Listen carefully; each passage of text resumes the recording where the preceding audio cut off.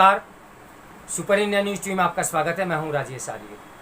आइए देखते हैं आज का विशेष समाचार। 8 साल की उपलब्धियां। अपने दूसरे कार्यकाल का तीसरा वर्ष पूरा करते ही नरेंद्र मोदी को केंद्र की सत्ता संभालते हुए 8 वर्ष हो गए। इस अवसर पर यह अवश्य स्मरण किया जाना चाहिए कि मई 2014 में जब उन्होंने देश की कमान संभाली थी तब कैसे हालात थे और आज क्या स्थिति है।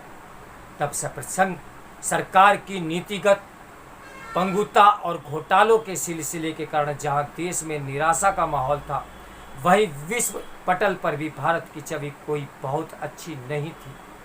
आज स्थिति बदली हुई दिखती है तो इसका श्रेय नरेंद्र मोदी को ही जाता है। उन्होंने न केवल देश की राजनीति और शासन प्रशासन की कार्यशैली को बदला, बल्कि अपने कूटनीतिक कौशल से विश्व में देश का मान भी बढ़ाया। इसके चलते तमाम समस्याओं के बावजूद औसत भारतीय ही नहीं, विश्व में रह रहे भारतवंशी भी आत्मविश्वास से भरे हुए हैं और यह मान रहे हैं कि देश के समक्ष जो भी चुनौतियां हैं उनसे नरेंद्र मोदी के नेतृत्व में पार पा लिया जाएगा।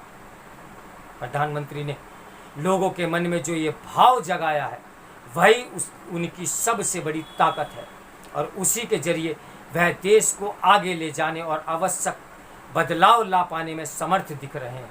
उन्होंने अपनी कार्यशैली और विशेष रूप से विकास एवं जन कल्याण की योजनाओं को प्रभावी तरीके से जमीन पर उतारने में जैसी सफलता अर्जित की, उसकी मिसाल मिलना बहुत कठिन है। उन्होंने साहसिक काम कर दिखाए जो असंभव से माने जा रहे थे। उनके शासन में एक महत्वपूर्ण परिवर्तन यह हुआ कि राष्ट्रवाद को एक नई ऊर्जा मिली और राष्ट्रभाव कहीं अधिक प्रबल हुआ। वैसे तो घरेलू और बाहरी मोर्चे पर मोदी सरकार की उपलब्धियों की एक लंबी सूची है, लेकिन सामाजिक विकास की योजनाओं के जरिए निर्धन वर्ग में स्वावलंबन की भावना जगाना, अर्थव्यवस्था के आधारों को सशक्त करना, राष्ट्र हित में देश दुनिया को चकित करने वाले कड़े फैसले लेने में संकोच न करना विशेष रूप से उल्लेखनीय है।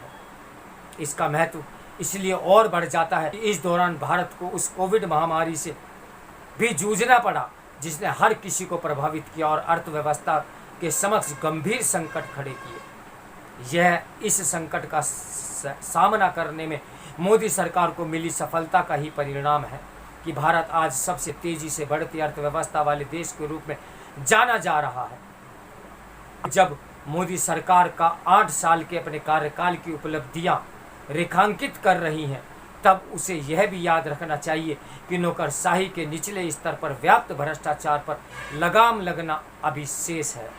इसी तरह शहरों की सूरत बदलने का काम भी अभी अपेक्षा के अनुरूप नहीं हो पाया है। तो मेरे साथ बने रहिए सुपर इंडिया न्यूज़ टीवी की ब्रेकिंग न्यूज़ के लिए। नमस्कार, मैं हूँ राजेश आर्य।